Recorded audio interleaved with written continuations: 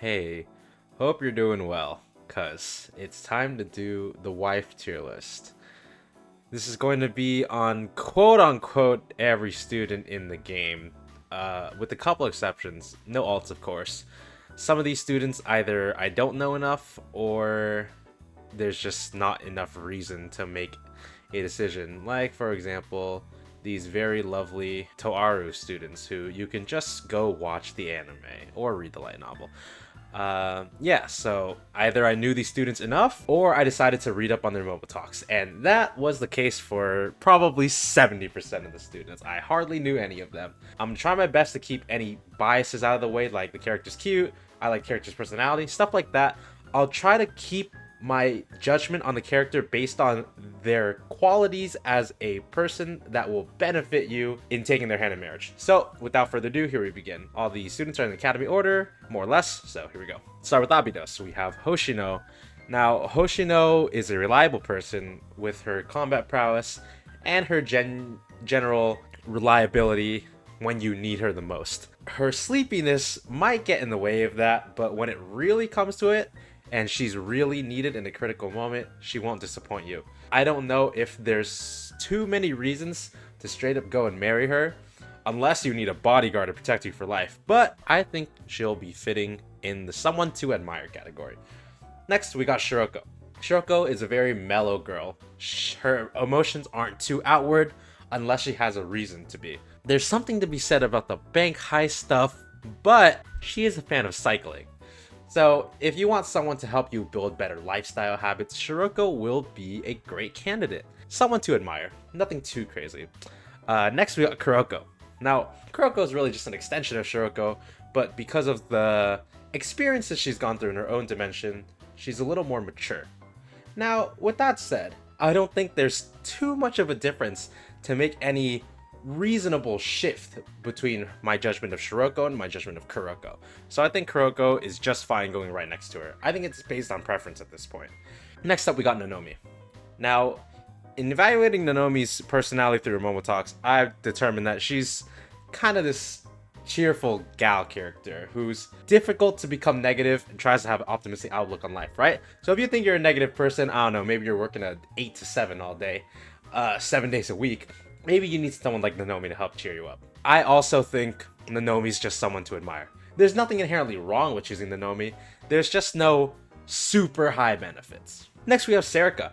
Serika, while she can be a little outward in her personality sometimes, she is a very hard worker. Perhaps probably the hardest worker in Abydos, given she busts her ass doing 3 million part-time jobs per hour. The reason for her motivation isn't exactly in tune with a normal person's train of thought, but I think her efforts do speak a lot for what kind of character she is. And I think that character is someone worth fighting for. Someone worth being with. So I actually think Serika is worth the trouble. If you can get past her tsundere-ness, and by the time you get married, I don't know how prominent that's gonna be. But when it comes to her personality, that's just based on your preference. I think based on her hardworking skills, she's worth it. Next up, we have Ayane. Ayane, kind of in the same boat. She works very hard and takes things very seriously. If you need someone to get things done, Ayane is the girl for you. Now, of course, since Ayane is the underclassman, or one of the underclassmen of the Foreclosure Task Force, she can still be a little naive, kind of like Serika too. But I guess that naivety is what makes them such hard workers. Guess in that same boat, Ayane deserves the same tier as Serika. They're both very hard workers, someone very dependable, and their resolve is just something worth, you know? Worth. Anyway, next up, Yume.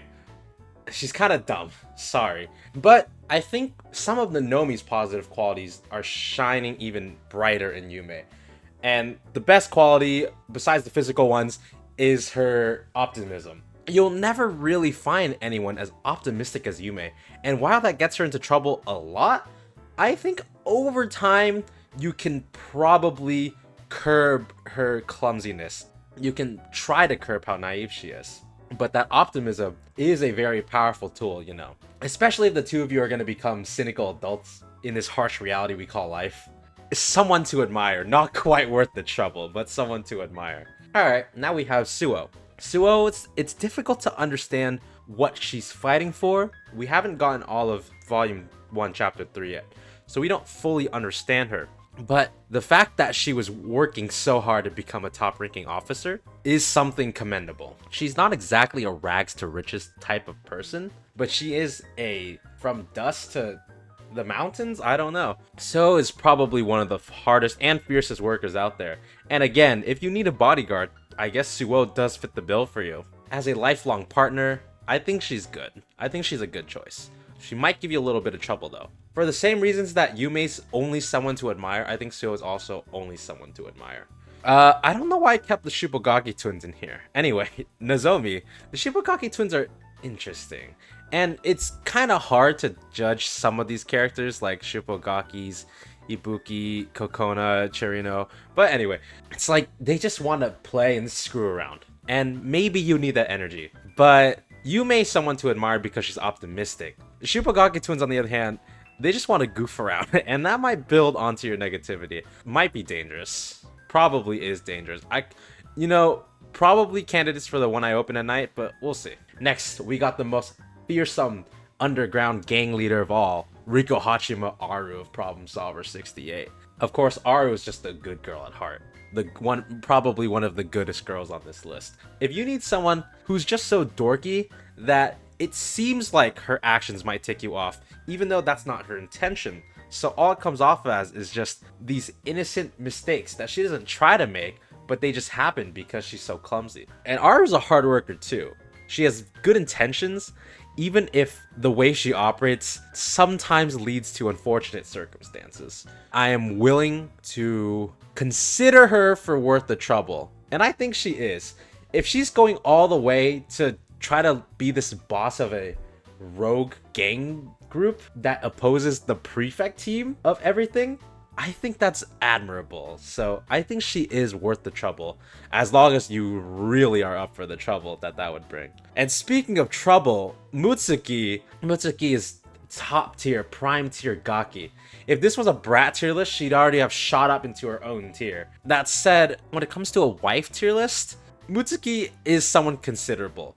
And just her personality alone would probably just make her an instant contender for Might Be Dangerous. But she is a good girl, as we see with her live 2D story in her Momo talk. She is just trying to have fun, and she's not trying too hard to take Sensei off. Who am I kidding? It Might Be Dangerous. Next we have Kayoko, prime wife material.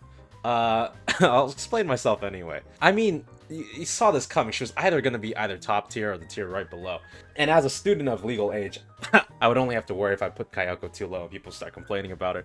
She's a very reliable student, right? She was even chosen as one of Sensei's tacticians in the Frenapatis fight. She's someone very cool-headed, someone very grounded, but someone you can also confide in, someone you can rely on.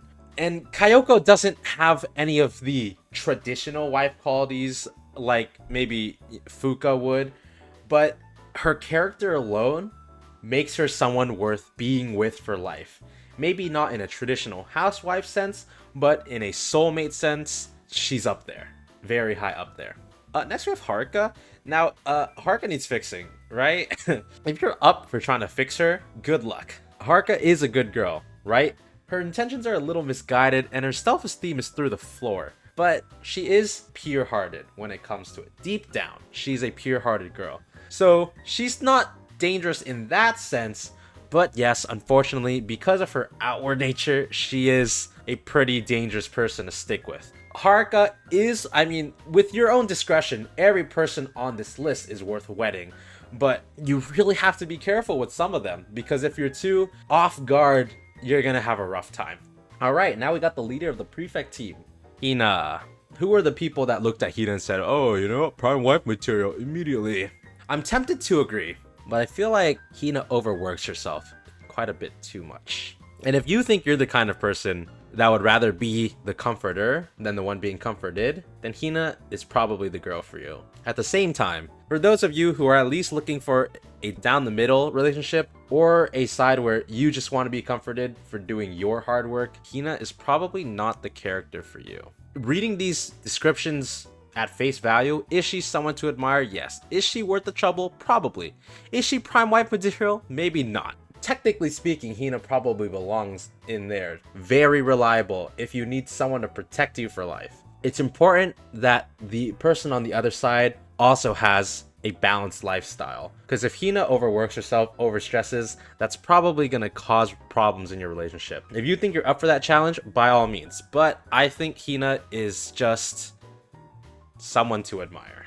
And then speaking of people who might be or might not be worth the trouble, Akko. Yes, and based on her relationship stories, it's very difficult for Akko to get along with Sensei, certified biohazard. No, but Akko can be a dependable person. She is very addicted to the chairman. And I don't know if I want to count certain students being obsessed with other students. Akko with Hina, Mina with Kisaki, Tomoe with Chirino, things like that. If in some odd parallel universe, the two of you get married and then she's still fawning over Hina, that's kind of risky. Now, when speaking of her qualities as a potential mate, as a potential wife, she has good qualities. She's a reliable person. She is a skilled tactician. She was one of the Fernapetes tacticians as well. Like I said with Hina, she overworks herself all the time. She is very stressed all the time. And that's probably going to reveal itself in your relationship down the line. And with Akko, it's even worse than Hina because Akko has a much harder time trying to curb the effects of that stress. Akko's a coin flip. But Akko's like teetering on the line, like somewhere in between. Iori. Speaking of impulsive, Iori. Iori can be dependable, but she is very impulsive. Almost be comparable to Haruka in terms of impulsivity. Now with Haruka, it's a little more trigger happy and with a lot less self-esteem. With Iori, it's more like she gets ahead of herself. Might be dangerous, but not as dangerous as this lot, but might be dangerous. Now we have Chinatsu. Chinatsu is she's a hard worker. Her personality is nothing too crazy. And if you need medical aid, I guess she's there for you. I don't think Chinatsu has anything too crazy to note about her. A down the road kind of girl. I'm kind of reminded of how much I think Nonomi would be worth to marry. Nothing inherently bad, but not so much net positive that you'll remember it. Okay, that's bad wording. Not so much net positive that it'll change your life 1,000 times over, you know? Now we have the Gourmet Research Society. Honestly, certified biohazard, all of them. Harna, the exploding restaurants thing is kind of worrisome. Food. She's not cooking. She's on her journey to find the best food out there or whatever. If you cook and it's ass, yikes. If you guys just go out and it's ass, yikes. In all other cases, I don't know. All of these girls are in one way or another good-hearted at the deepest level. But when it comes to their shining personality traits, Harna's pretty dangerous. I'll put her right here. And then Junko, I guess Junko's an exception. Junko's probably the least offensive member of the GRS. And she is a hard worker too.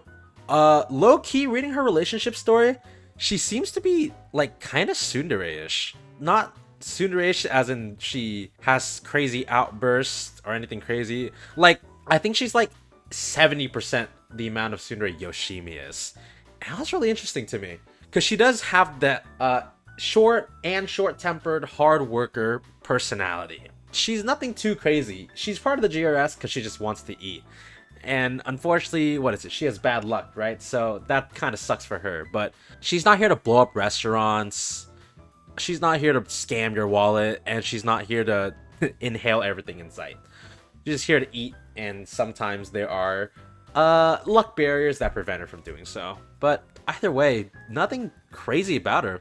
Just bottom of someone to admire. Nothing risky about Junko. Then we have Akari. Oh, Akari. With every anniversary, your wallet just continues to shrink and shrink. And I'm just speaking of an anniversary. If that train of not even binge eating, if that train of Akari's eating habits continues on and keeps draining you, your wallet, it might be cooked. I don't think this is a might be dangerous. Akari is a dangerous individual. Now, it's called One Eye Open at Night, but Yeah, no, Akari is someone you'd have to be aware of. And then Izumi's not inherently bad, but something about her is just kind of worrisome. But I don't remember there being anything risky with Izumi, just that she loves eating, and that leads to some weird situations, but nothing inherently crazy. I think at worst, she's just a coin flip. Ah, Fuka, prime wife material. I think more so than... Well, Fuka is the epitome, the poster girl of an ideal housewife, right? She's looking out for Sensei, taking care of him, she's making meals, checking up on him. And wasn't it Sensei who said Fuka would make a perfect housewife? He was spitting bars. Because Fuka aims to be someone worth marrying. And that means she is someone worth marrying. Next up we have Juri. Now, while Juri means well, it's kind of risky.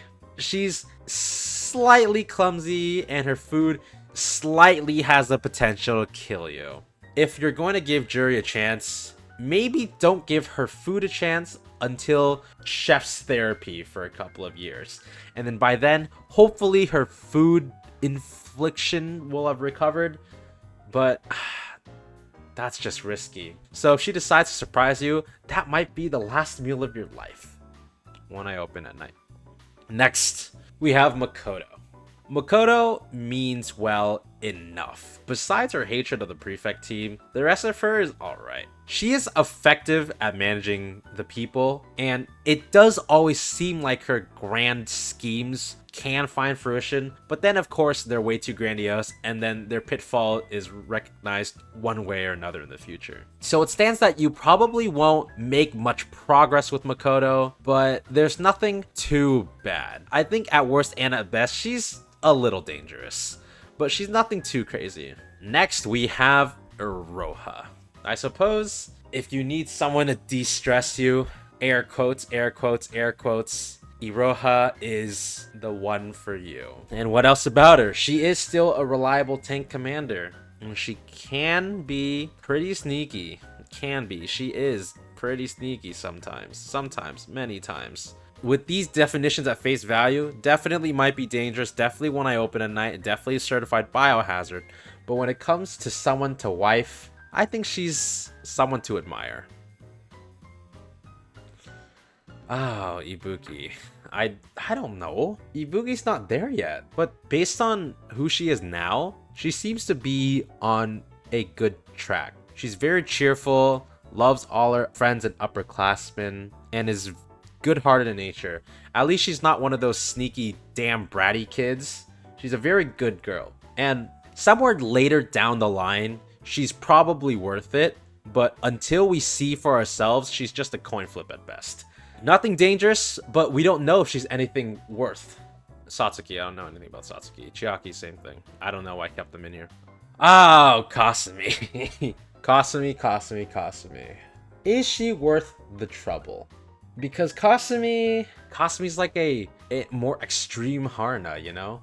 But she does have a vulnerability to her. Just because, well, that's just what I remember from her Momo talks, but I think that's probably going to be all students one way or another. I think she's on a similar level to Harna. She's dangerous, but might be worth a shot. Megu. I don't know too much about Megu, even after reading her Momo talk. I mean, she means well, but there's nothing too much to be said about her. Though, just because she is part of the Hot Springs development, I think that's a little risky, but probably not on the same level as Kasumi, so I'll just put her to a coin flip.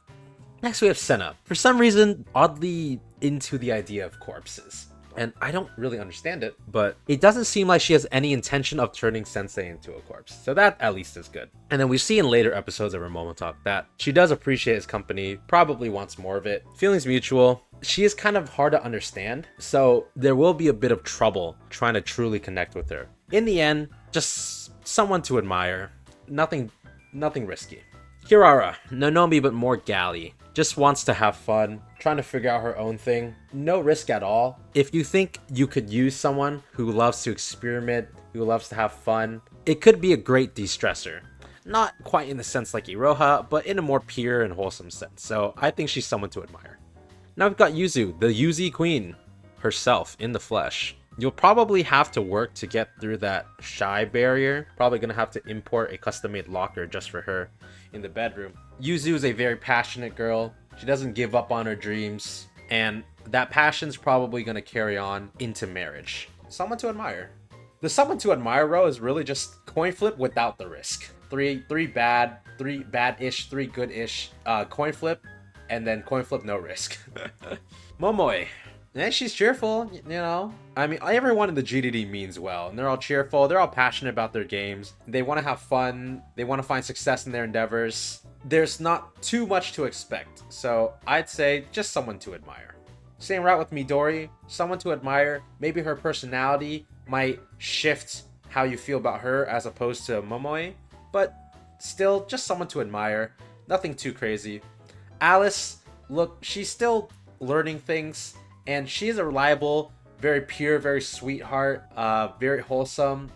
Someone you can definitely feel your stress melt away when you're within her company. And maybe that's enough. Just something about her gamer personality. I don't know. There's just a barrier that she hasn't surpassed yet. But still, I think top of someone to admire. Someone definitely you can admire. That cheerful bubbliness is one of the factors that's pushing her towards the green tier, but not quite there. Next, we got Yuka. Look, someone with that mathematical prowess, assertively willing to manage all your finances, scolding you all the while, still doing it in a lovey-dovey way, probably with the heart at the end of all of her sentences. Yuka is wife material. Yuka is worth it. She is someone you can definitely count on, and she is someone that is definitely worth staying with for the rest of your life. And since those feelings are probably reciprocated, it's gonna be a good relationship. On to Noah. Noah. I'm kidding.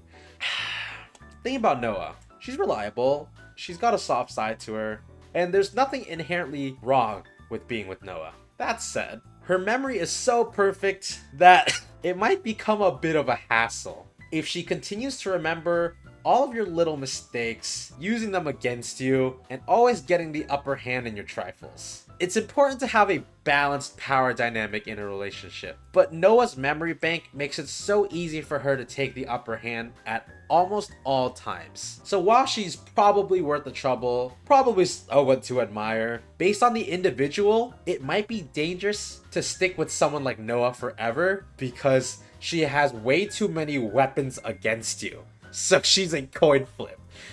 And then Koyuki, she's not a bad girl, but her technological fiddling is dangerous. Who knows what sort of trouble she might get you in, and herself. You have to keep a very close eye on Koyuki. She's safe enough that the orange tier is fine.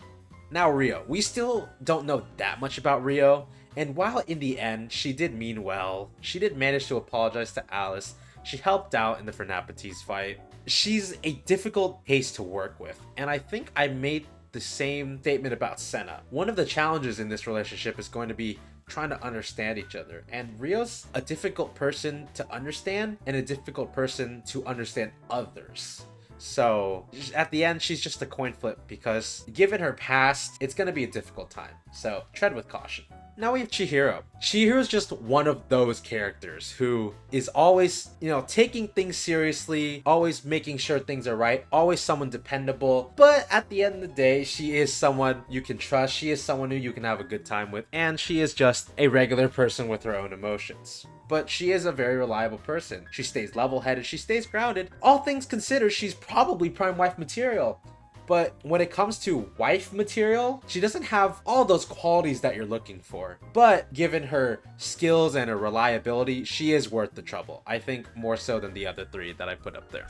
Now we have Maki. A little bit of a troublemaker, a little bit of a goof, but a good girl at heart. As someone in Verita, she is reliable, but again, that itself carries a bit of a risk. We know that Verita's save for Chihiro can be a little dangerous in what they decide to hack. So for all intents and purposes, Maki would technically join the Brats, but I don't think she's quite there, so I think she's just someone to admire. Probably somewhere in the middle. And now we got Hare. I mean, it's really the same thing for all the Veritas members. At this point, for Veritas, it's really just what you like based on their personalities, their quirks. But when it comes to wife material, there's not much to go up or down with between each member of Veritas. So I think at this point, it's just up to your preference. Just like GDD, it's just up to your own preference. So make your own judgment and decide the character you want to be with. For me, probably Maki. Anyway, Himari.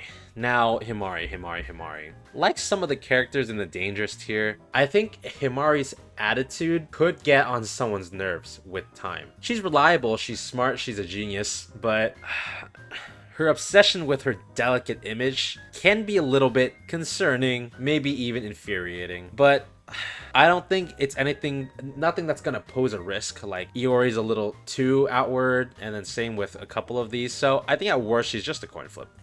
Maybe not all the way down there. Maybe like here.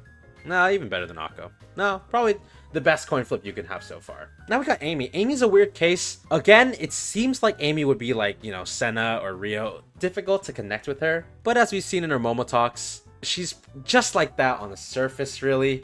I think she's just way too subtle about it. And if she was just a little less subtle, it would probably snowball into a wide range of possibilities. So for that reason, someone to admire just above Senna.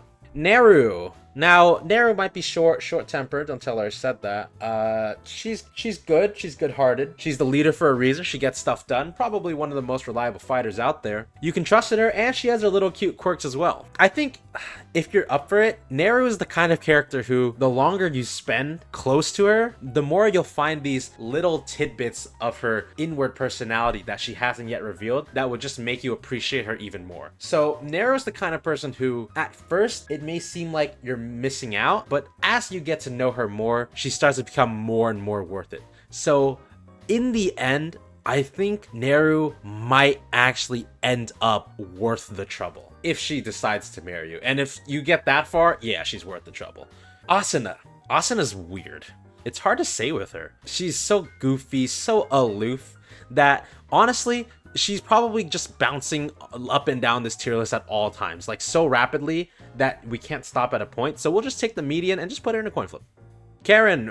Ooh, Karen's a weird one. Now, we won't consider in-game Sensei being kind of weird with her, but we will consider their dynamic of, how do I even put it? I mean, Sensei helps Karen with math, but then there's the whole cat cafe thing. Nothing crazy, just someone to admire.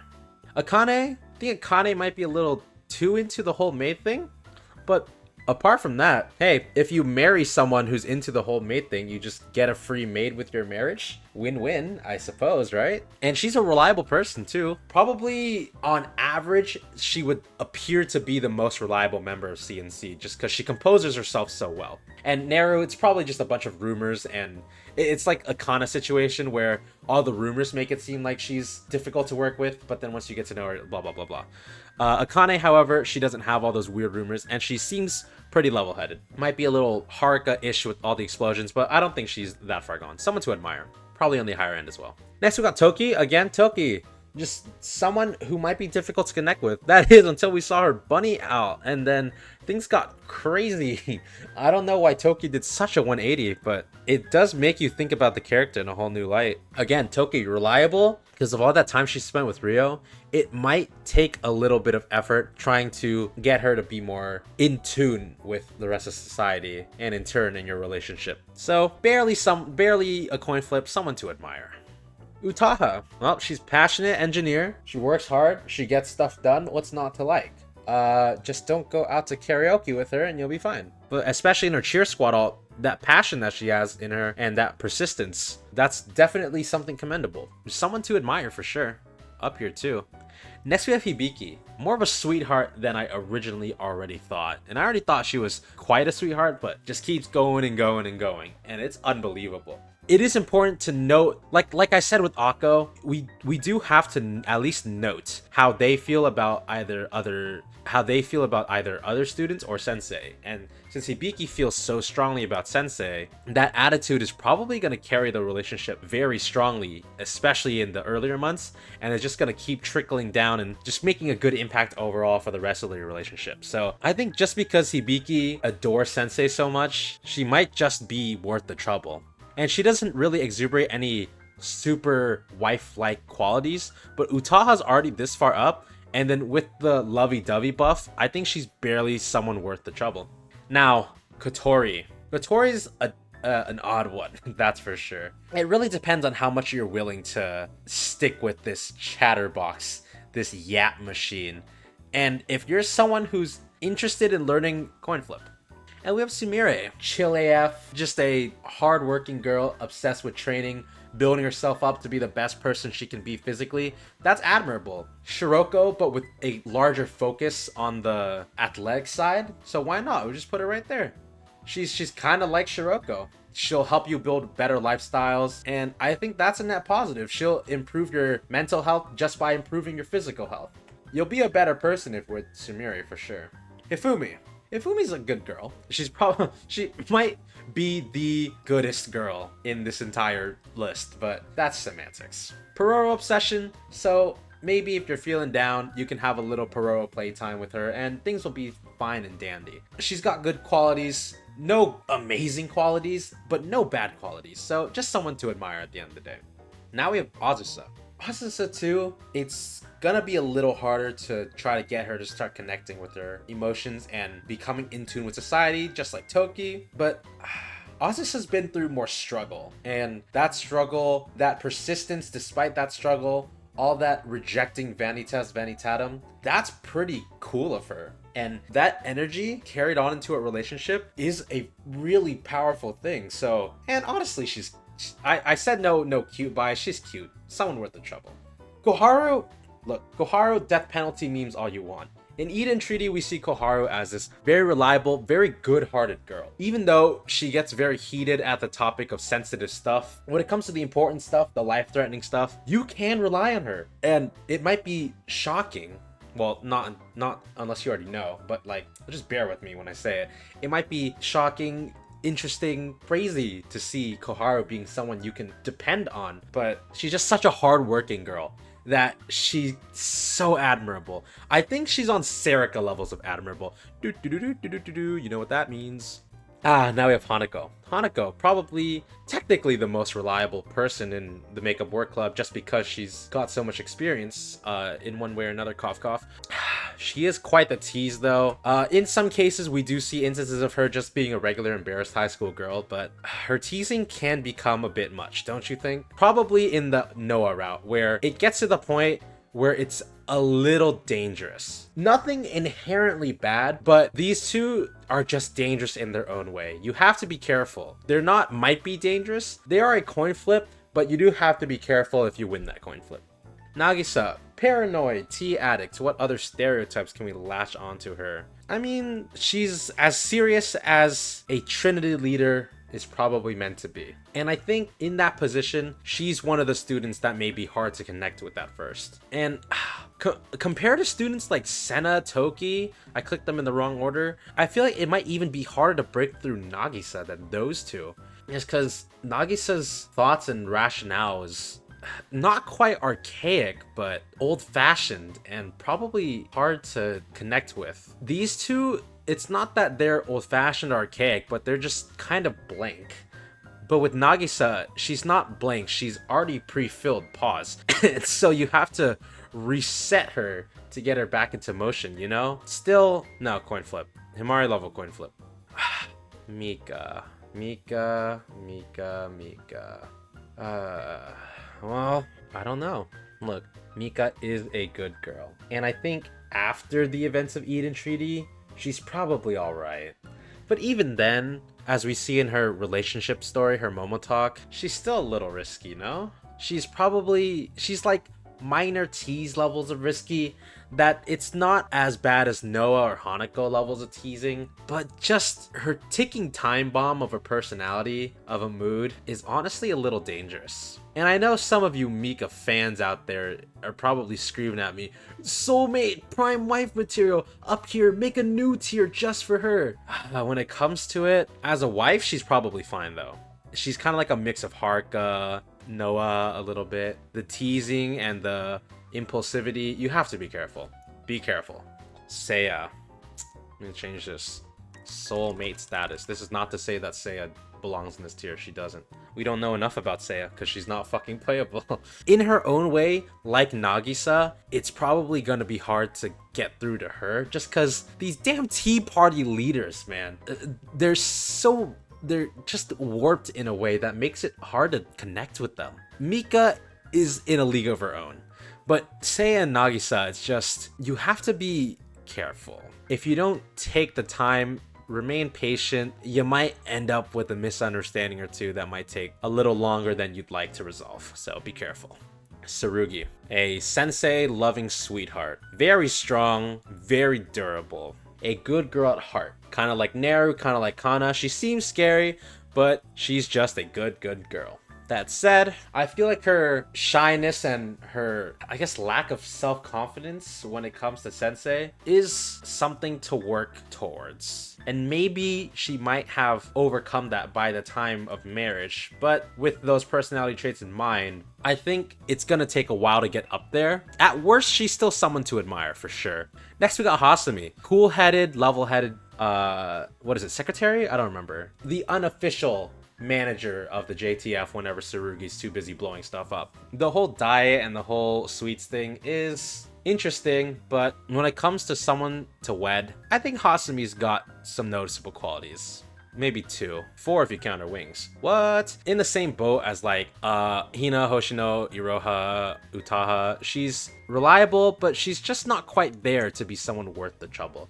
She's just missing something, you know? Ichika. Now, Ichika. Be careful with this one. Look, Ichika's a good girl. She's very dependable, very reliable. She always gets things done. She's very good at what she does. And her hobby search is nothing too crazy. You know, that's just a personal thing that you can help her with, that you've already helped her with. And it seems like by the end of her Momotalk journey, she's found something she wants to devote her time to. Whatever could that be, I wonder. Aside from that though, does she have any explicit qualities that make her truly wife material? Because if she's simply someone worth admiring, I would have put a ton of these characters way up. But there really needs to be some outward either wife quality or expert hardworking, because with all of these characters that I put up here, there's just something special about them that is hard to find in most other students, and that's what makes them special. Like I said already, all of these characters are worth taking their hand in marriage if you think you are up for the trials and tribulations of that journey. But at a more objective sense, some of these characters, a select few, have that special spark in them that a lot of the other characters are just barely lacking. And I think Ichika's there. She's barely lacking. She's so close, but there's just something that's not there. And for the individual Ichika fan, if you want to marry her, fuck, go ahead and do it. No one's stopping you. But just as wife material on the baseline, we're missing something. Mashiro, a little bit one of those tough nuts to crack. Nagisa, Seiya, Toki, Senna. It's just no. She's like Amy but Trinity. They even look the same. Their hairstyles are almost 1-to-1, more or less. I feel like they were designed by the same artist too. I'll have to double check that. There's just some weird barrier you have to work through in order to truly connect with her. Queen of Wapi herself. Sakurako is a good-spirited character. She's good-hearted. She means well. Her misunderstandings are probably going to be a little bit easier to clear up than those I just mentioned like 20 seconds ago. Just how much does she bring to the table that other students don't already do? Because her resolve is up there as the leader of the sisterhood, but there's something about her that just, it feels like it comes with her, and there's no... because it sounds rude to say it, but it doesn't really feel like there's too much of an external effort. And I hate to say that, but I mean, at the end of the day, I'm just gonna put her somewhere up here. She's admirable, but something's missing. And now we have Mari. Mari's such a sweetheart. I want to let my bias take over, but I'll retain a grounded position. I mean, Mari's just this pure-hearted, I was about to say idol, pure-hearted sister.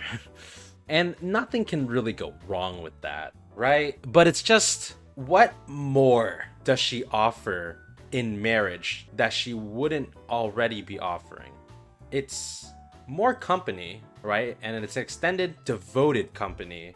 But for some reason, something about Mari tells me that she's already, at this point, before marriage, she's already enough that marrying her doesn't seem like it adds much. And I don't know why I feel that way, but I just feel like, I don't know why. I feel like marrying Mari is not the way to go.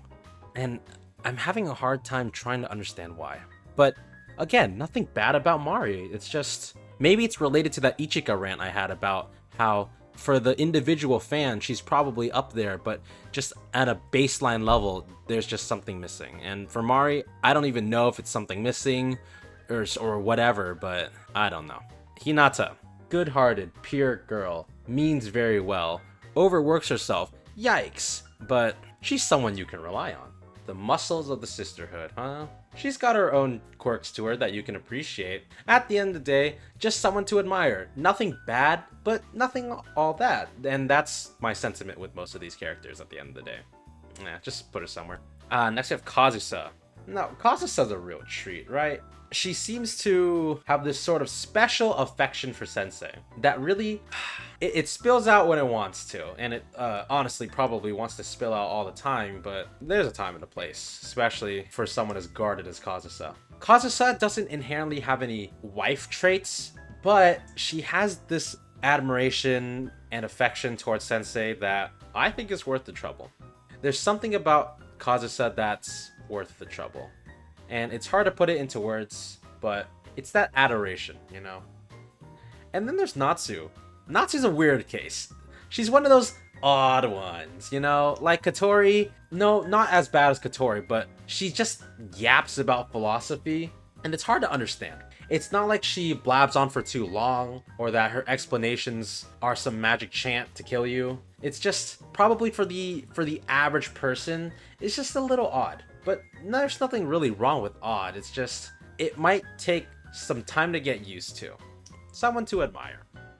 But probably more so. Worth the investment, probably. But maybe not worth the trouble. Irie. There's not much to say about Irie.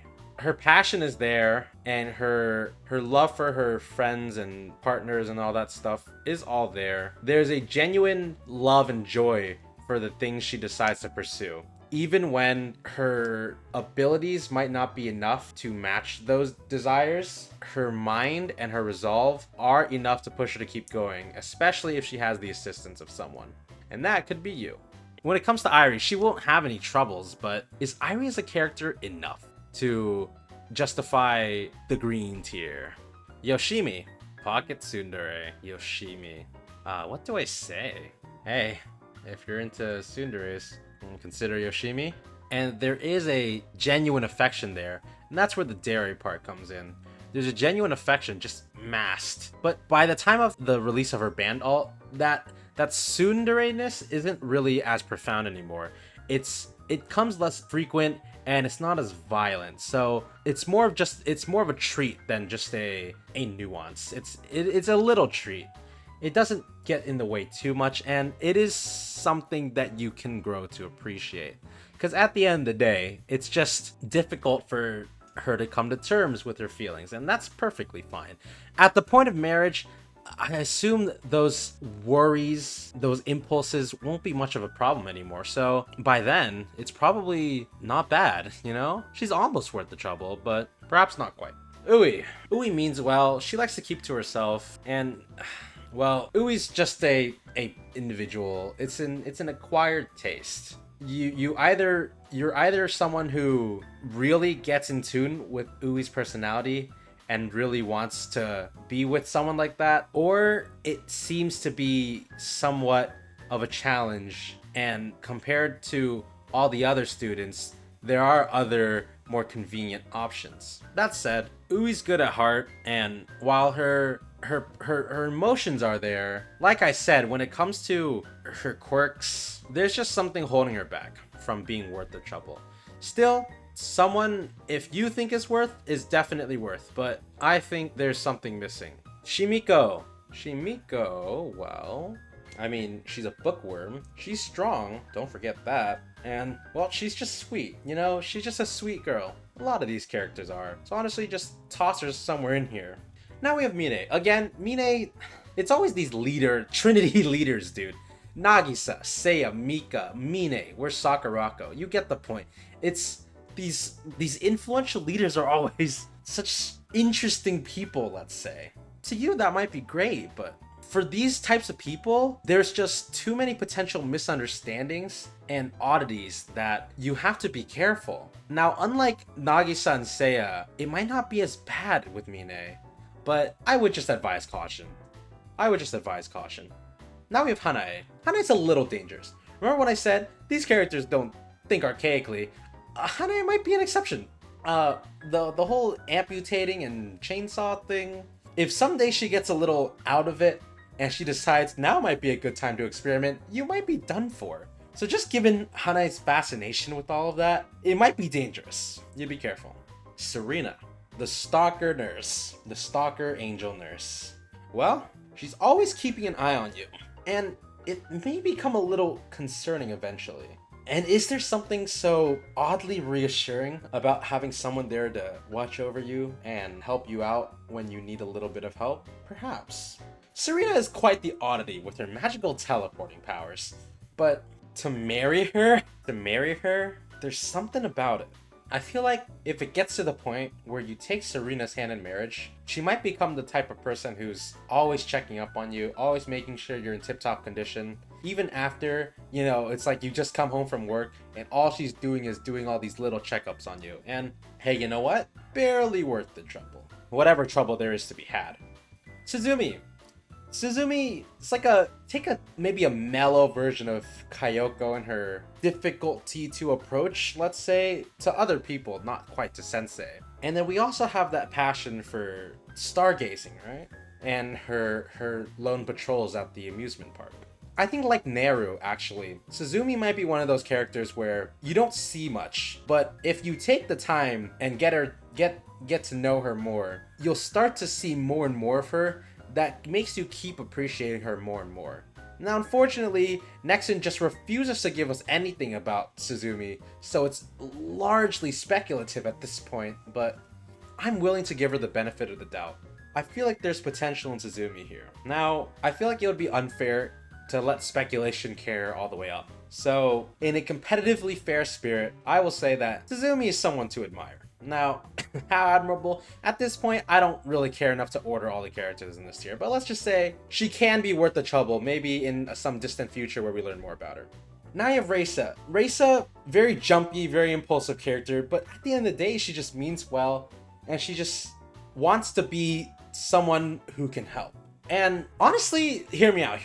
For someone like this, if you take it upon yourself to go through with marrying Reisa, you have all that personal time to get to really develop this interworking relationship with her. Like how she managed to find this balance between her academy and the vigilante crew. If you give Reisa the time, she might be someone you can really come to depend on. Because that's the reason why I put Koharu, Serika, Ayane, Aru up here, right? They don't seem like they're all that when it comes to someone whose personality is worth it, but they're so hardworking in their own sense that you can't help but admire it. And if you give them the chance in marriage, I think there's untapped potential that will just bloom magnificently. And for that reason, I think Reisa is worth the trouble. I'll put her right next to Kazusa. Next we have Reisa. I think she's worth the trouble. Sayori. Sayori is a really special case because she is still working in the criminal underworld. And that's not because she wants to be a criminal, but that's just the life she's been subjected to. And that's the life she's decided she will fight through and see to the end. That is a very fierce and admirable resolve. And that's where Azusa gets it from. So congratulations to Azusa and thank you very much to Sayori. But when it comes to marrying Sayori, I know she works her ass off. You know what? I think Sayori is worth giving a chance. Misaki. Misaki. Misaki's a hard one. Look. Misaki is a very special case. And sincerely, she is truly very unique case. No one here is near as close to the type of unique devotion and care that you would have to give to Misaki in order to make a lasting relationship with her meaningful. Misaki requires some speculative thought in order to justify a marriage worth fighting for, because with the way she is, it would seem like she's just going to make things difficult. But marriage is a two-sided relationship, right? So should we allow Misaki to be the special case where she's the one who needs all the help? And, you know, hear me out. If you go through all the trouble and all the dedication to fixing Misaki, I feel like if her perspective is able to change in some way based on that, there might be something in store. Now, again, this is entirely speculative, because who's to say what Misaki will do if that day ever comes where someone comes along and helps patch her up? Because she's never had the chance to live a stress and scar-free life. So there's potential in giving her that opportunity, but we don't know what she plans to do should that opportunity arise. Coin flip. Now we have Atsuko. Atsuko, again, is one of those princess types, so she doesn't understand a lot about the world. Some of these other characters where it's hard to break through and understand them because of their unique personality. In Atsuko's case, she just has limited experience because of her circumstances. So all you would need to do is just explore the world with her. Discover new things, find new purposes in life, and overall, just try to make the most of your lives. And that's probably the essence of the Arius squad's new journey after the end of Eden Treaty. So, because I don't know if there's anything about Atsuko that quite makes her worth the trouble, because even if you go through that journey's not unique to Atsuko. You could do that with any person. It's just the experience might be fresher since Atsuko has more new discoveries to make.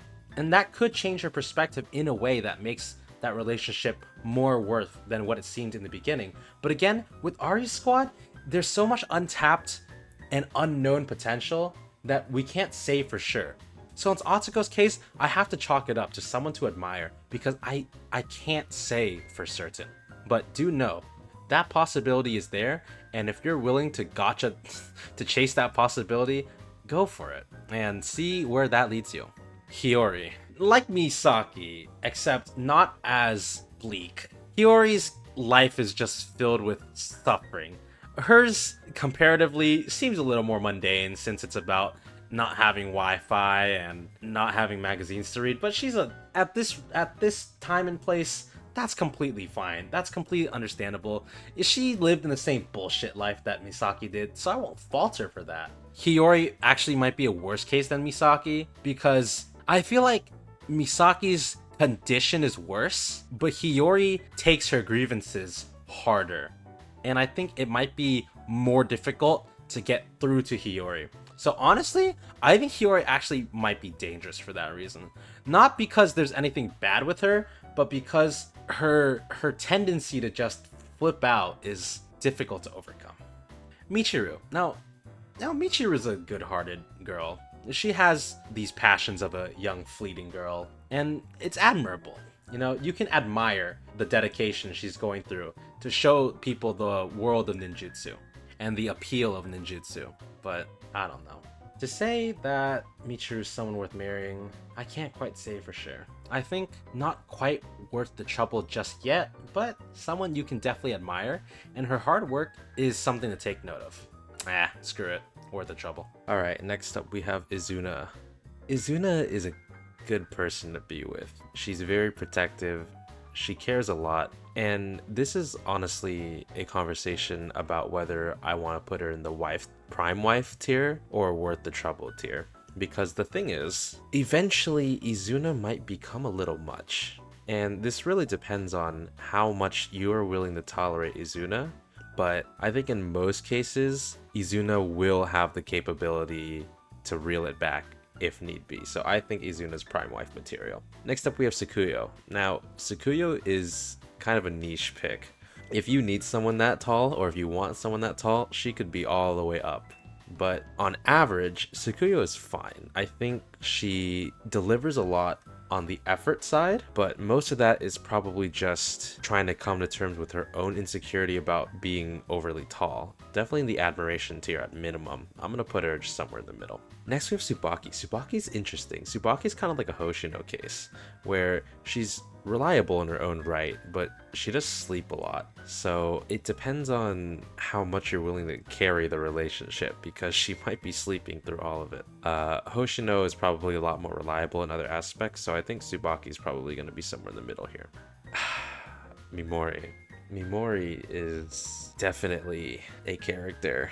Hits you with the where my hug at, hits you with home cooked meals, hits you with love and affection, hits you with all the care you could need.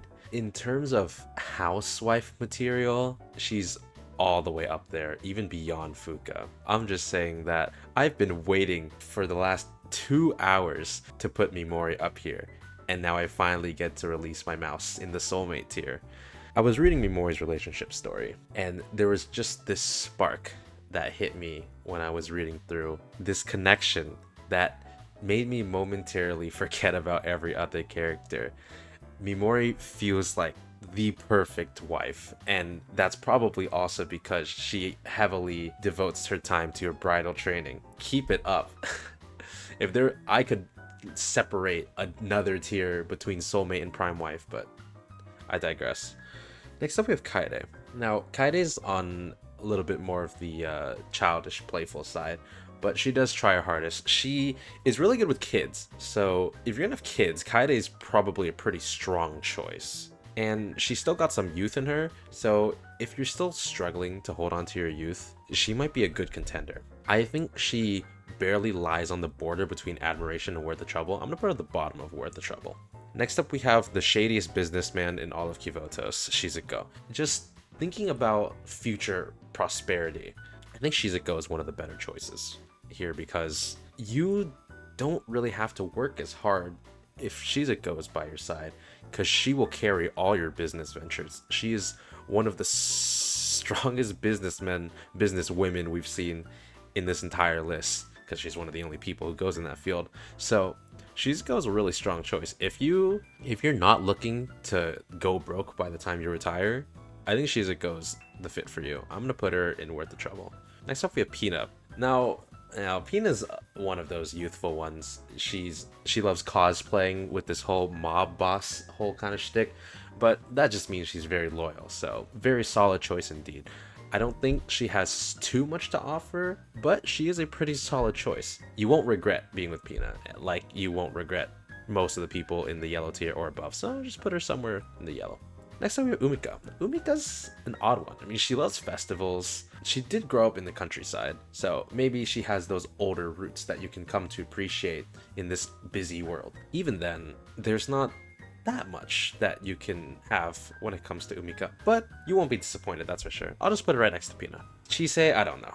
Chise, she's gonna be quite a bit of work, I say. If you want to devote your time to Chise, not only do you have to fight off all the Chise fan club members, but you have to deal with Chise herself. Because, I mean, who knows what goes on in her head? It's probably just an empty circle where all words, thoughts, and air just passes through without a care. So I'm gonna say Chise is just a solid coin flip. She's kind of like on that Asuna level where it might be worth it for you, but it might just be a waste of time. Next we have Kaho.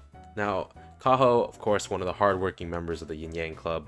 She's devoted to Chise, so you might have to watch out for that. Still, Kaho is a very dependable person. She's very hardworking, and she's got that serious side to her that you definitely won't regret having by your side. So I think Kaho is probably one of the higher people that you can admire, so I'll just put her up here.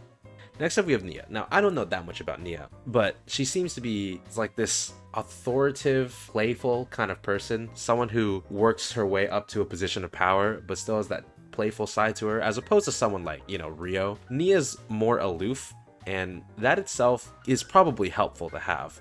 So I'm not really sure where Nia belongs as a wife. For that kind of personality, someone who can lead a charge, someone who can definitely do her part in a relationship, and someone you can have a lot of fun with if you need be. So just somewhere in the middle of this admiration.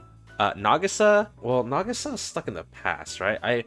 I guess she's started to move on by the end of Volume 5, Chapter 1. I don't know. because even if she's moved on, even if she is this really dependable person, I feel like a small part of her is going to have a really hard time trying to live in the present or live for the future. I feel like a little part of her is just going to hold her back forever. That said, it's not a terrible thing. It's not a bad thing to reminisce about the past, of course, but of course there are better options out there. Admirable. Now Kikyo, you definitely have to be willing to break through that barrier of hers.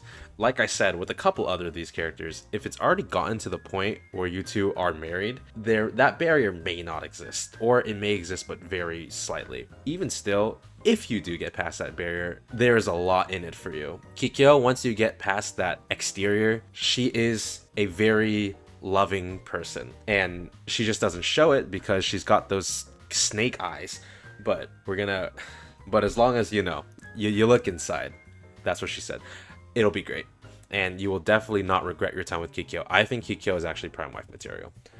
Next up, Renge. Now, I've talked about the thing of trying to stay with youth. I think I said that with Michiru, if I remember correctly. I definitely said with Kaede and stuff like that. It's like, if you feel like you might get lost in the ocean of adulting and you need someone to reel you back in and appreciate life, especially chasing your youth while you still kind of have it, Renge's gonna be a good option for you. Now, she's still a reliable person as well, of course. She's a very strong person. She's very passionate. So honestly, I think for the same reason as Kaede, I think she's worth the trouble. Next up, we have Yukari. Yukari, again, one of those princess types. I think I slightly compared, like Atsuko. She's basically Atsuko, but she's Hyakkiyako's Atsuko, just not in as much danger.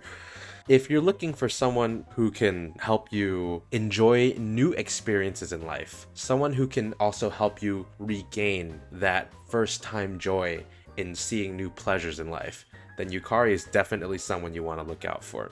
I mean, for the same reasons as Atsuko, I'm just gonna put them side by side. Wakamo. Wakamo is definitely a dangerous choice. I mean, when we're talking about the 7 prisoners, you have to be very careful, because Wakamo is very devoted. She's very passionate. I don't think there are any cons relationship-wise if you decide to take Wakamo's hand in marriage.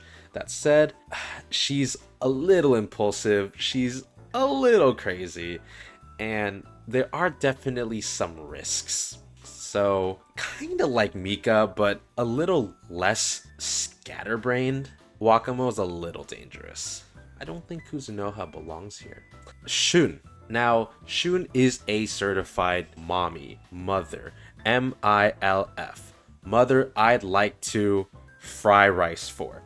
If you want kids, then just take Shun and you'll do fine. And of course, Shun has her own little fantasies that she wants to be treated like a kid too. If you're into roleplay, take Shun with you as well. Remember, that's what I said for Kaede. I said, if you think you want children, Kaede will definitely be a good mother. Shun, she's already there, so you don't even have to expect her to be a good mother. She's already shown it multiple times. I mean, I don't see why Shun wouldn't be worth the trouble, unless you're not into, maybe you don't like roleplay of her wanting to be a child once in a while. Getting past that I think is a personal thing. It's hard to say. But apart from that, I think she's someone definitely worth the trouble. Now we have Shunni. So Shunni's like Shun, but with way more childlike instincts. So if you really want someone to pamper, I guess take Shunni. Because I think it's Shunni still has all the great qualities of Shun. It's just that she's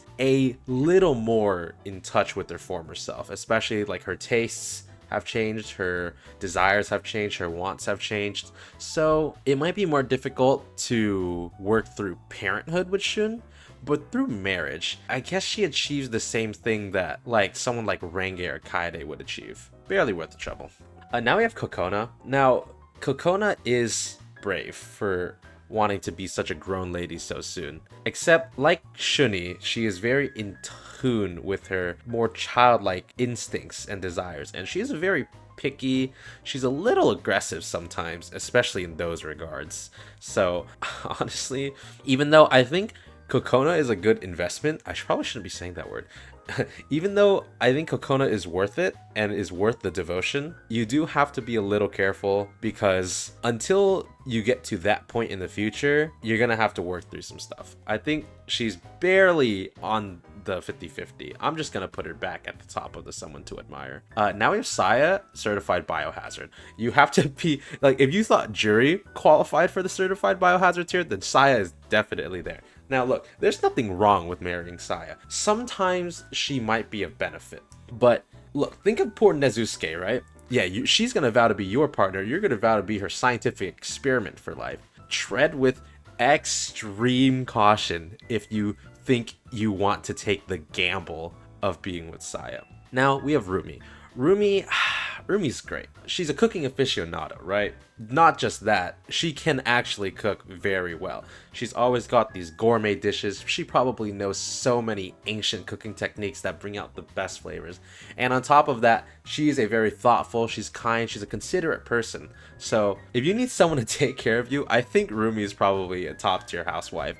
Honestly, prime wife material. Now we got Reijo. So Reijo is what? Like a bodyguard type, right? She's a little aggressive just because that's her job, right? You know, she's supposed to be on guard. She's supposed to be defending the people who need her to defend her. So it's gonna be maybe a little difficult to get to Reijo's softer side. I don't think there's anything inherently wrong. Just someone to admire. Nothing crazy. Won't separate those two. All right, next up we got Kisaki. Kisaki. I'm not sure. Kisaki, you can kind of compare her to Nia in a couple small ways. She's in a position of power, so she's got a lot of experience in this field, especially because she runs Genryumon. But she's also got that slight playful side to her when she's with the one she likes. If you like that, you'll probably have a good time with Kisaki. Now, is she worth the trouble? I think for the same reason that I put Shizuko up there, if you need someone to manage all of these higher class level business stuff, I think Kisaki's the person for you. And because of that little playful side, it's not going to be a bad relationship, and you'll probably have a lot of fun behind the scenes. If you know, wink wink, worth the trouble.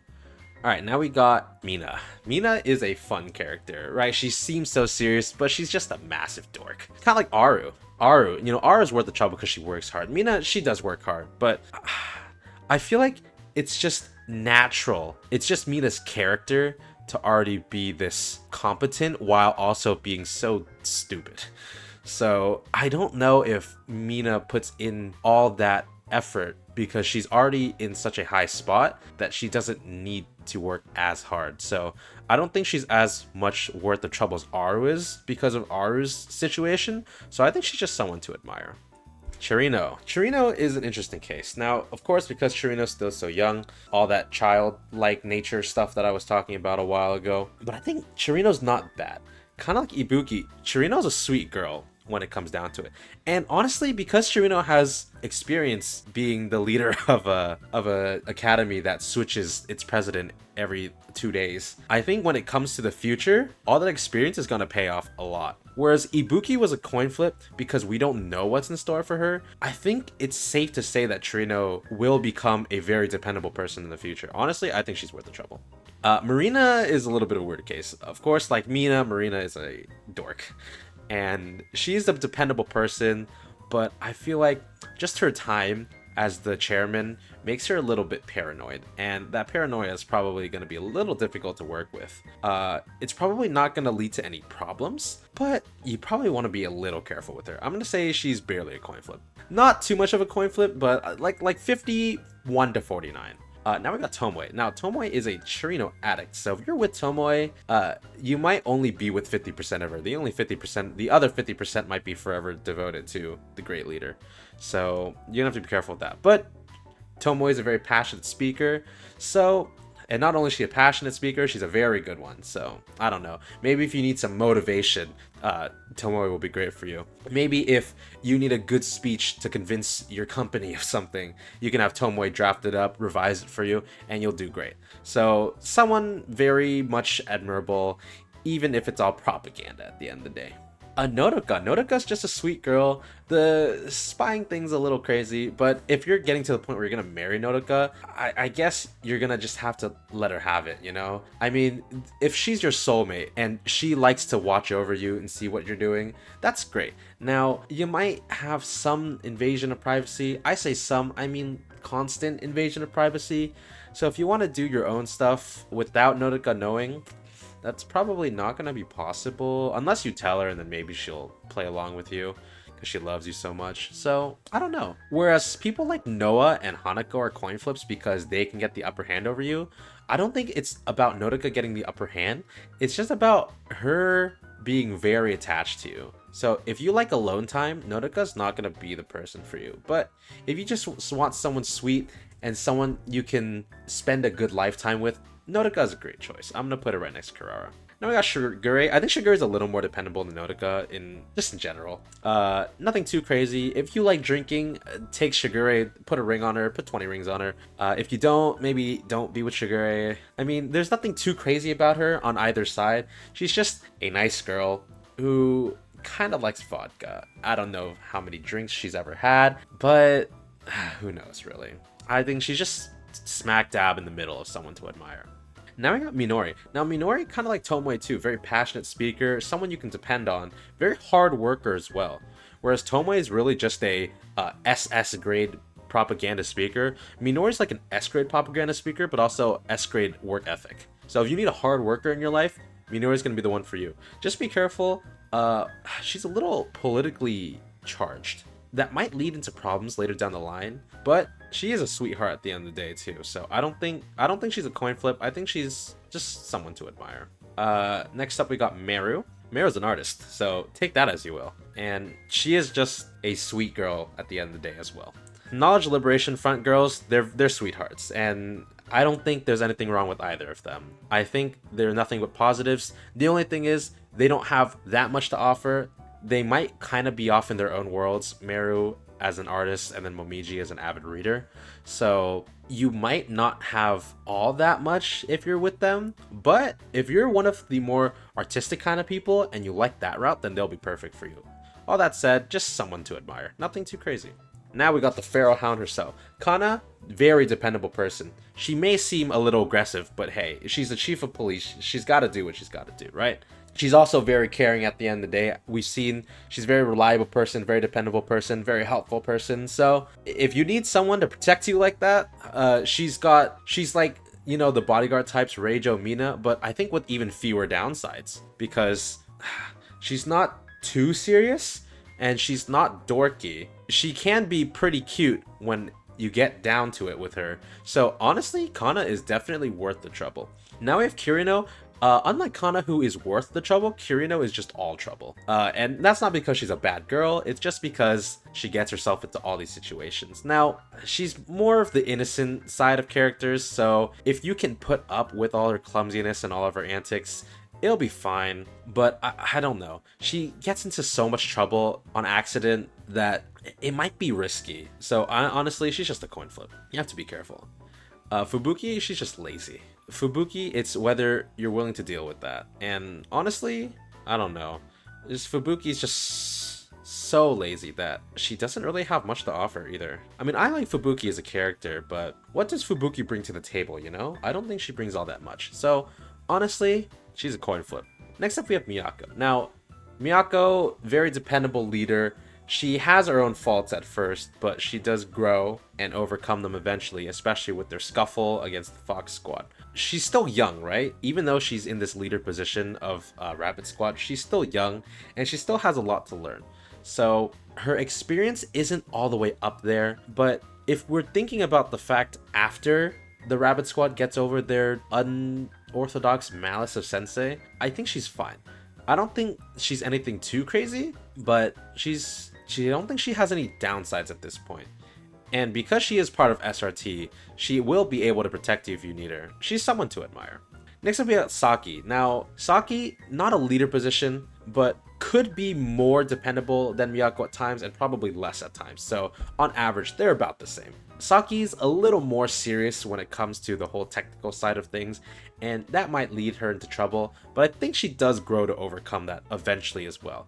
You know, trust her instincts a little more, stop playing by the book, so in the end, kind of like MIYKAO, just someone to admire, nothing too crazy. Moe, on the other hand, very trigger happy, especially when it comes to shiny red buttons. Very dangerous, very impulsive. She's not a bad girl at heart, but just that impulse is something you have to watch out for. So, Koyuki levels are dangerous, same with these two, Kasumi and Haruna. Next we got Miyu. Nothing wrong with Miyu, it's just her self-esteem's kind of down there. So, again, with a couple other of these characters, I think, if you're someone who wants, I guess Haruka, if you want to help build back up her self-esteem, you can get with her. She doesn't offer all that much, but she is a very mellow character. She doesn't take up any of the spotlight. In fact, she probably makes the spotlight bigger relative to herself. If you want someone who's just going to be there for you, but not really, it's weird to describe. It's like she's gonna be in the background, but she is someone you can come to rely on. I guess you just have to be a little careful. Just bottom of someone to admire. Next up we have Kurumi. Now, Fox Squad, it's hard to tell, because Fox Squad, we only got to see them have a change of, or at least Kurumi, she only kind of had a change of heart toward the very end. So we don't really know that much about her. She's a dependable leader, she's very focused, she's very serious. So if you need someone to hold you down, if you need someone to keep you on track at all times, Kurumi is fine. And if we're talking post V4C2, then there's nothing inherently wrong with her. She gets a little too into roles, right? Because she's talking about all of the SRT being a weapon, so she's a little too serious for her own good. If we're talking about end of V4C2, I don't think there's anything wrong with that. Coin flip. Kurumi. I don't know. Kurumi is hard to say. Did I call Yukino Kurumi? I called Yukino Kurumi. Oops.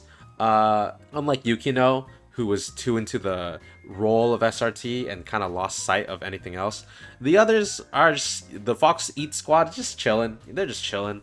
So Kurumi, you know, nothing crazy, just someone to admire. Pretty dependable person, of course. She's a strong point guard, so you'll be fine.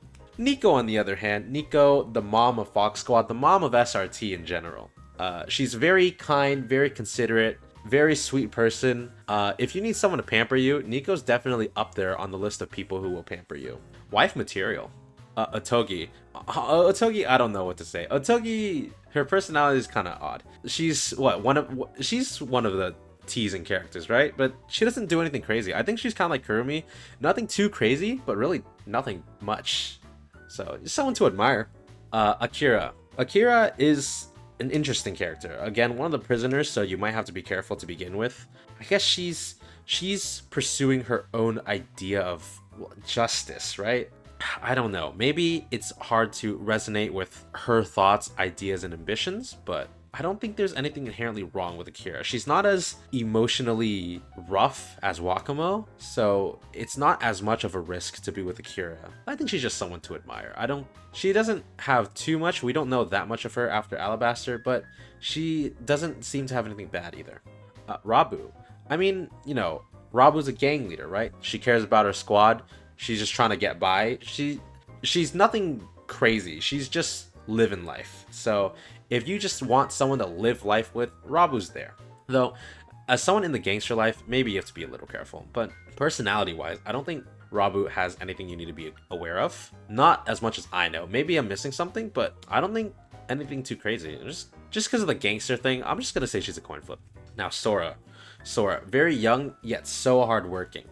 If you need someone who is going to stress them out and have all gray hair by her 40s, I guess Sora is the girl for you. Now, of course, you can help her prevent that. Sora, while, you know, a little nervous and things because she's still so young, it's an unfamiliar place for her. She's still a dependable person, she's very reliable, and she's very hardworking when it comes to it. So, Sora definitely someone to admire. Now you got Rin. Now, Rin can be more serious at times. She's just trying her hardest, you know? She's in this high position as the acting General Student Council President, so I guess she has a lot on her plate. But it would help for Rin to unwind once in a while, and I guess if you're gonna marry her, that's what your job is. So, someone to admire, because outside of her duties as acting GSC president, we don't get too much of what she's like, but she is a good-hearted person at the end of the day. So there's no downsides, I don't think. Ayumu. Ayumu's a more mellow person. She's just there to help, right? She doesn't take any lead roles, but she is a very solid ally. Kind of like Kurumi no Togi. There's nothing really great I can say about her, but I don't think there's anything bad I can say about her. No, there's nothing bad I can say about Ayumu. Momoka, on the other hand, still a dependable person, does her job well in the GSC, so she's not Fubuki level, but like Fubuki, she can get a little lazy. So if you're willing to work with someone who completely stands by her own terms, someone you can't really order around unless it's really important, in which case she will listen, then Momoka. Just someone to admire. Be a little careful, but if it's really serious, she's not gonna let you down. Cannot say the same about Kaya. Now, Kaya as a person can be reliable. Ignoring all of the shady stuff, she is a crafty person, and obviously she somehow found a way to get a connection with Kaiser. Now, Kaiser kind of did her dirty in the end, but that thinking alone is pretty commendable. Still, just because of what she did, you're gonna have to keep an eye open at night. Her qualities are fine, but just the nature of her character is dangerous. Now you have Aoi. I don't really know much about Aoi as a person, but as we've seen with the 5, 6, 100, 1 million balancing book events, Aoi does seem to be a reliable person. She does seem to be someone you can definitely put your trust in, and when it really comes to it, Aoi will not disappoint you, so someone to admire for sure. Haine. Haine likes exercising, right? Athletics department. She can be a little bit airheaded. Probably a coin flip, just because of that. The airheadedness usually puts you in coin flip tier, because it really is a coin flip. It could be good, it could be nothing, so you have to be careful. Sumomo, I really don't know much about Sumomo. She's what, like, she's like where Momoka's kind of lazy, she's just sleepy all the time, so I don't suspect that she'll let you down. I don't know what else to say about her. Now Miku, look, hear me out. I don't think Miku is a good choice as a wife. I think it is perfectly fine to appreciate Miku to the fullest as a fan of her as an idol. If you marry someone like Miku, you have to worry about all of her fans going absolutely buck wild, finding out that she's married. And it's gonna happen eventually. So while Miku herself, nothing wrong with her. Like, ignoring all of the idol fan parasocial stuff, Miku would just be someone to admire. But because of all of her fans and just the nature of her being a famous idol, it's not worth it. It's not worth it. Arona and Plana. Now, I don't really know how we would rank them as potential wives. But again, Shidem Chest OS, very dependable, very reliable, easy to tease, that's a plus. Hardworking in their own right, so I guess, you know, they're worth the trouble. They're people, okay, that's not a true statement. They're two individuals who have sworn their lives, quote unquote, to protecting you with their utmost ability, right? Especially Plana did that to a great extent, and Arona too. Arona's been with you since forever, so also someone worth the trouble. Probably just somewhere in the middle of the list. That is indeed the final tier list. I would make changes, but I've been recording for a couple hours now, and I don't feel like touching this again. Just leave it where it is. It's perfectly fine. This is my semi-objective wife tier list. How well I think these characters would do as a wife candidate. Let me reiterate one more time. Any of these characters can be a good wife if you're willing to put up with whatever challenges, tribulations, etc. that would come with wedding any individual character. However, if we're trying to judge each character on some kind of baseline, I think this is the baseline. Mimori, the ideal SSS tier wife. If you're with Mimori, you are set for life. She's been training her whole life for this. She already loves you. Man, I love Mimori. Again, I'm not trying to let my bias get in the way, but I'm just saying. Fuka, great wife material. With some bridal training, she'd probably be Mimori tier. And since she isn't in bridal training, honestly, the amount of effort she puts already, commendable, fascinating. Kyoko, I've already explained all these other characters. Now, again, some of the characters, they could shift one tier maybe. Like, you know, Kokona might almost be worth the trouble, Alice might almost be worth the trouble, Shirino might not be worth the trouble, Shun probably might not be worth the trouble, you know, Marina not so much of a coin flip, Miyu might become a coin flip, stuff like that. You know, if I put them at the top or bottom of the list, it means they're close. Anywhere in the middle, it's just a mesh at that point. Especially for this yellow. This yellow is really just the B tier, the mid tier. It's a coin flip. It's like, it just depends on, do you like the person enough to want to marry them? With that said, I'm gonna stop yapping. Hope you enjoyed the video. The editing probably wasn't enjoyable, but making the tier list and getting to talk about every character as best as I could was. So, came back to the tier list just for this, and I had a good time. Thank you once again for watching. Make sure to like, subscribe, comment, ring the bell, join my membership. Go eat a bologna sandwich. I'll see you later.